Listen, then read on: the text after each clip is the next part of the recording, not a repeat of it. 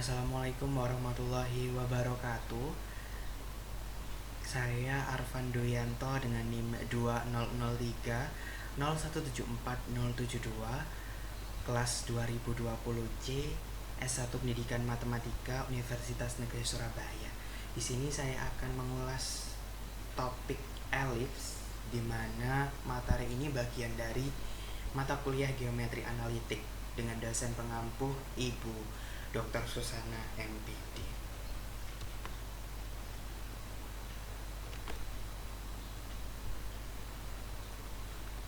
Yang pertama, saya akan mengulas tentang definisi elips. Nah, definisi elips ialah tempat kedudukan titik-titik yang perbandingan jarak ke titik tertentu, fokus F, terhadap garis tertentu, direktris D, tetap, yaitu sama dengan E. Dan E kurang dari 1. E adalah eksentrisitas. Dapat diketahui bahwasanya F adalah fokus,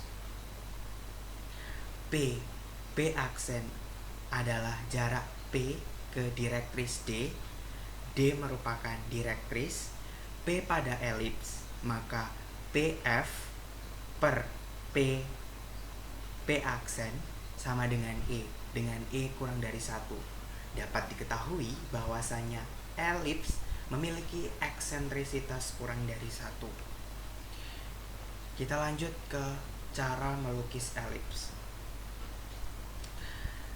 Jika direktris D1 di sebelah kiri F2 dan berjarak 2 satuan, maka fokus F1 pada FT dengan V2 F1 per V2 T1 sama dengan 1:2, maka akan menghasilkan elips. Jadi, setiap elips memiliki 2 fokus dan 2 direktris. Kita lanjut ke langkah-langkah melukis elips. Langkah yang pertama, buat garis T1 yang tegak lurus dengan D1 dan D2. Langkah yang kedua, tentukan titik F1 dan titik F2 pada garis T1 sedemikian hingga V1 F per V1T sama dengan 1:2. Begitupun dengan F2 V2 F1 per V2 T1 sama dengan 1:2. Langkah yang ketiga, buat garis G1, G2, G3, G4, dan G5 masing-masing sejajar dengan direktris dan memotong garis FT berturut-turut pada A sama dengan F, B, C, D, E sama dengan F1.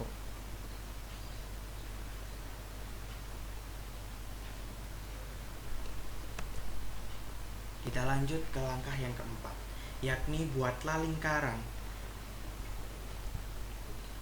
F dengan setengah AT sehingga memotong G1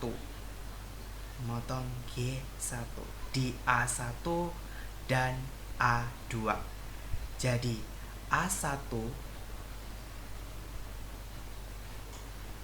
F per AT sama dengan A2 per A2F per AT sama dengan 1:2. Maka titik A1 dan terletak pada elips, begitupun juga titik A2 yang terletak juga pada elips. Langkah yang kelima, buatlah lingkaran F, setengah BT. F, setengah BT sehingga memotong G1 di B1 dan B2. Jadi B1F per BT sama dengan B2F per BT sama dengan 1/2. Maka titik B1 dan B2 terletak pada elips. Langkah yang keenam, lakukan langkah yang keempat dan langkah yang kelima sehingga diperoleh titik C1, C2, D1, D2, E1, dan E2 seperti pada gambar. Langkahnya sama seperti nomor 4 dan nomor 5.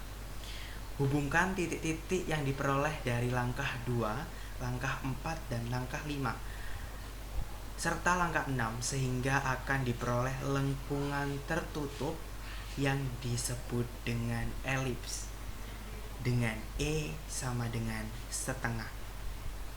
Seperti definisi bahwa eksentrisitas elips sama dengan kurang dari 1.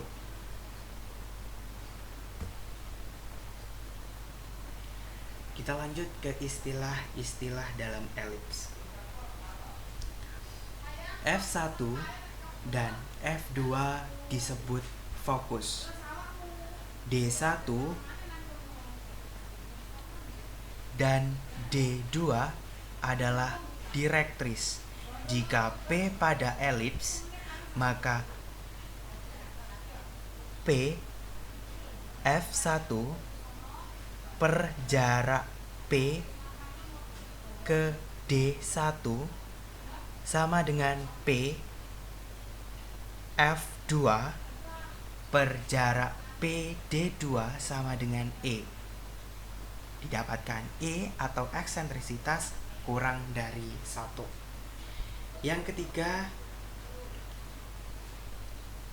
V1, V2, T1, dan T2 adalah puncak elips.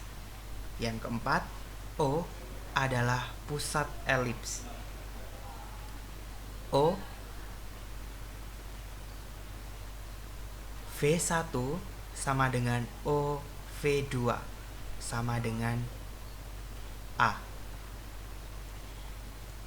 O F1 O F2 sama dengan C. O T1 T2 sama dengan B. V1 V2 dan T1 T2 disebut sumbu simetri. Sumbu simetri yang memuat fokus disebut sumbu panjang.